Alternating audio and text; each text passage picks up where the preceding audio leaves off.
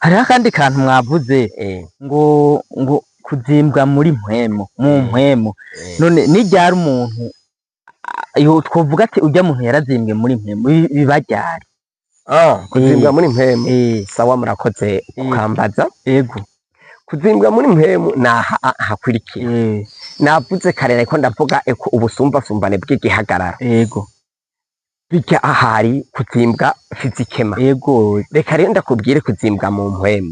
Kuzimbwa mu mpwemu ni nka kurya ushobora gusanga wewe uri usenga, yego uri umupapa asenga, umupasiteri yiyubashe, umusomyi wa Bibiliya mu mashengero menshi, wiyubashe ugira mu ngendo nziza uvuga ukuri, mugabo ugaca usanga umugore wawe baguma bavuga ngo bamufashe mu ihoteli hariya, ngo bamufashe hariya, tutaravye igihagararo n'ivyo navuze. yego ngo yibye, ugasanga umugore wawe afise ingeso mbi ufite aho ujanye n'akarangamutima k'ivyo wewe ukora.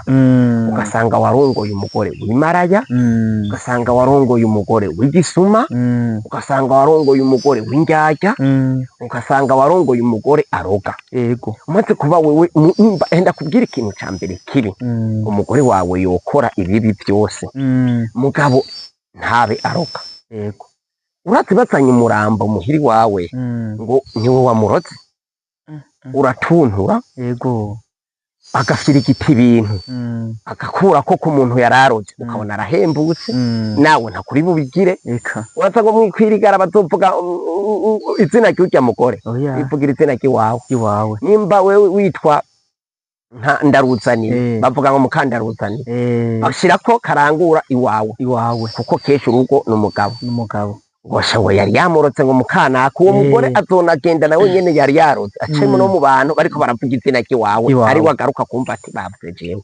Aho mwico gihe umugabo aba yarazimbwe mu buryo bw'impwemu.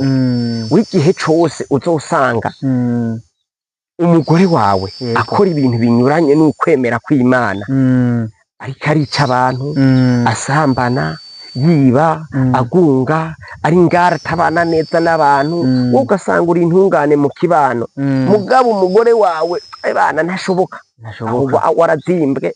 uri umugabo, uri umugore naho nyene urashobora gusanga uri umugore w'igihagararo, yego akwije vyose amakondisiyo novuga yamwe abantu biyumvira, canke nawe utoba yakwije cane uri bifise tayisanzwe. Ugasanga n'umumama mu rusengero ni wakora ibikorwa, yego bavuze gutunganiriza igihugu, ugasanga mwabarya abagore bahanura nka barya batanu basizwe ku mutumba bahanura abantu bati yaba naka ujya mu mama naka niwe yamahanura abantu, arashobora kumvisha abantu neza ibi nabiriya agahuza abantu.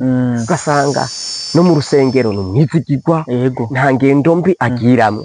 Ugasanga gufitiye umugabo wewe, yego wa mugabo abayaya bo mu kibano yarabamaze, abakobwa boga batoga yarabahejeje, yego none uwo mugore agateba akavuga ati yamburanye iki, yego ugasanga uwo mugabo ntashoboka.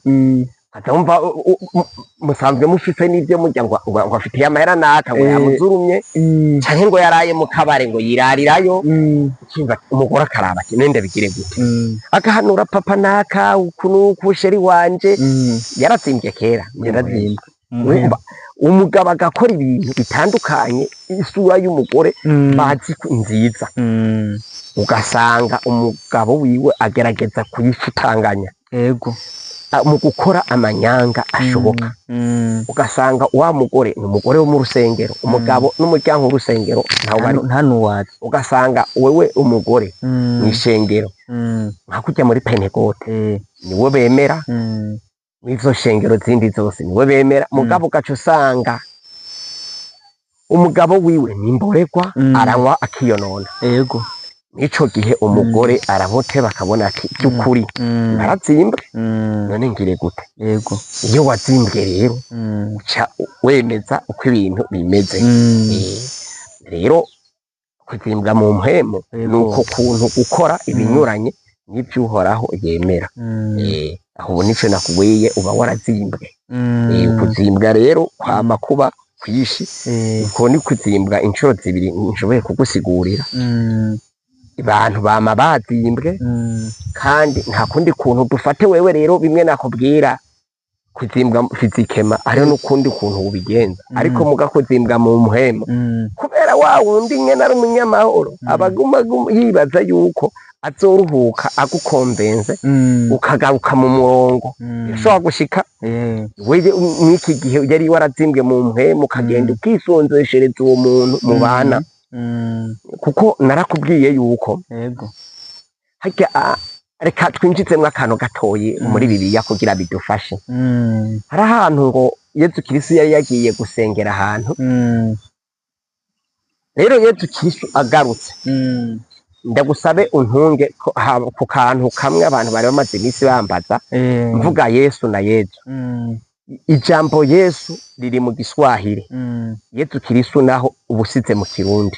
Reka mvuge Ikirundi rero, kenshi ngiye gukoresha ijambo riri mu Kirundi kuko jewe sanzwe mvuga Ikirundi.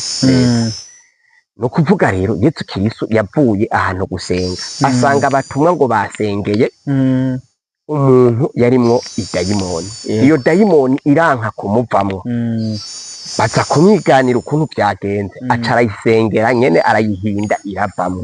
Niho bamubaza bati mbe wewe wakoresheje iki kugira ngo iyi dayimoni ive mw'uyu muntu? Niyo yababwiye ati be n'izi dayimoni nkizi ziba zisaba igisabisho gihambaye kinini n'ukwisonzesha kunini.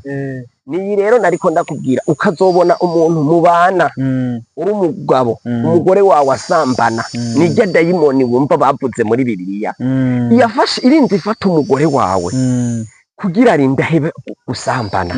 Bisaba ko uzomwisonzeshereza, ntushavura cyane, urisonzesha ukamuhanura ku rwego runini, kuko niwo mubwira ngo uyu munsi mwariko mujyana naka ngo nubihebe. Wewe ubu ukiri muri ya ngendo ya wabatumwa bananirwa no kwirukana ya shetani. Bisaba yuko wewe nyene mubana utanaterereza amasengesho ahantu hanini, bakamusengera uwo muntu mubana agaheba gusambana. Yaba umugabo umugore wiwe kirazira ko acashavura n'ingoga, ategeza kumusengera akamwisonzeshereza kugira igasatani imuvemwo, kuko umuntu mubana gutanguye kuja kugucamo ijya ni satani ibimurimwo, kuko si neza. Kuko bijya byo kuguma wirukanga uja hana hariya bego biraryohera umubiri, mugabo umutima si sawa, hajya biragutabagurira umutima cyane n'uwo mubakanye. No kuvuga rero bisaba yuko iyo satani iri mu uwo muntu uyisonzesha. Rero niyo wabonye rero umugore wawe ubona ko wazimbwe muri mpwemo, musengere bizokunda agaruke ku murongo wa wundi wewe uri kuripfuza. So kimwe niyo uri umugore umugabo wawe ubona ko wazimbwe mu mpwemo, musengere atogaruka ku murongo uwipfuza. Aribyo nakubwiye bimwe byo muri fizike, muri kuzimbwa mu bw'umubiri naho nyene uragerageza ukarondera, ari amavuta abuze ukagenda ukayagura, ari birato bavuga yuko yambara ibitamesha umugabo we ukabimumesera.